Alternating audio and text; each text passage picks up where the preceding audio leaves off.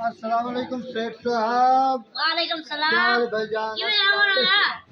मैं से गरीब आदमी हूं, मैं मजदूरी करा मजदूरी जगह बंदा रखियो है यार। सर मेहरबानी मैं काम करा लो भाई, मेहरबानी करो कल ही आया अरे बड़ा गाल सुनाए मैं हुक्म करो।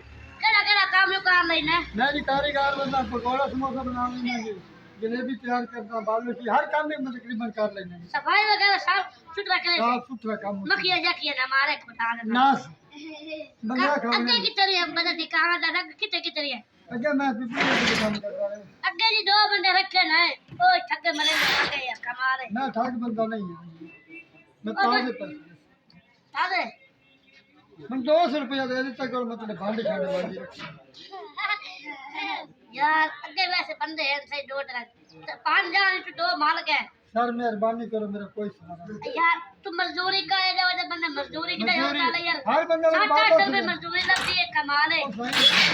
सेठ साहब हर बंदा मेरे बाबा से लेंदा ये जब पास हमने बिहारी तरह लो आदम बाबा से नहीं कर। तू बाबा बाई ने तवी से भी तेरा खर्चा पानी मार रही। आप 2 नंबर काम करेंगे ही नहीं।